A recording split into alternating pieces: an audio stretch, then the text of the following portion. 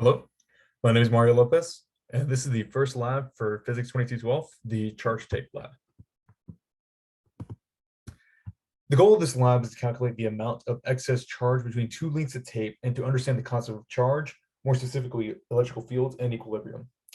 And from our experiments, we achieved results of the U-tape's charge being 1.39 times 10 to the negative 8th coulombs, and deficient electrons being 8.68 times 10 to the 10th.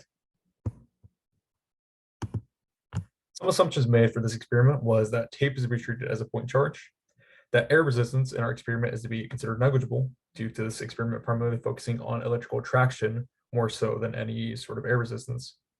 The charge is perfectly centered in the tape, and both lengths of tape are positively charged, as denoted in the pre-lab.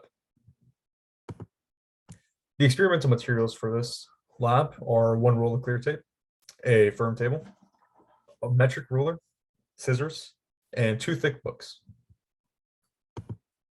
The procedure of this lab is quite simple. On a 20 centimeter length of clear tape, fold one end of the length and place the handle that you've just made on the table. This will act as the base tape. Now create the U-tape by placing another length of tape on the base tape and quickly pulling it off. Attach this vertically to the edge of the table and check for electrical attraction with your hand. If there is no electrical attraction, you need to restart until you get some attraction. Following this, continue this pattern a few times and form a hypothesis on how the U-tape will react to another tape. Now, test whether or not the U-tape is positively charged by rubbing a clear plastic object, in my case a pen, on it and record any observations. And to find the excess charge, you suspend another U-tape over one other U-tape and record the distance between the two using the ruler. Some observations and some of the answers that for the questions on the lab, our expectations was the non-sticky ends of the U-tapes were attracted to my hand.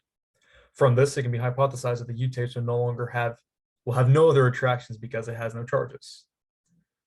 Another observation was that one U-tape is attracted to the table. For 7.2, according to the pre-lab, the plastic pen should be negatively charged. Therefore, if the U-tapes are positively charged, they'll be attracted to the pen. Negatively charged tape would be repelled by the pen, and tape of neutral charge would show no reaction. And from this, our conclusion is the tape is positively charged. And the separation distance recorded between the two suspended pieces of tape is 3 centimeters or 0.03 meters. Here's some of my data and calculations. For the weights of the tape, I simply took the length of the tape, multiplied it by density, and multiplied by gravity's constant to get this answer. Surface area simply length times width. The number of atoms is surface area divided by area of an atom. And the force of gravity on the U-tape is just the inverse of the force of gravity on the weight of the U-tape. For the charge of the U-tape, I use this formula where we take the magnitude of the force of gravity on the piece of tape multiplied by the distance squared over the constant of K, which is 99. For the deficient electrons, the formula, I simply divided the charge by the electrons. The ratio of electrons to atoms, we divided excess electrons by atoms and derived this answer. Here's my computational model. The code is quite simple. It's mostly just my formulas reiterated once more. And over here, we have our 3D model, just basic free body diagram. And now for the discussion. So what if electrons had positive charge and protons had negative charge? What would change about the observation you made with your tapes and other charged objects? Not much would really change. The attraction and repulsion of the two pieces of tape would stay consistent. The only thing that would change would be the interaction between the tapes and the objects such as the pen. It would be opposite. So if in our case, the pen was negatively charged and the tape was positively charged, well, instead of the tape being attracted to the pen will be attracted to the tape. Why is it important to handle the charged tapes as little as possible? What happens when the charged tapes come into contact with your hands or other objects?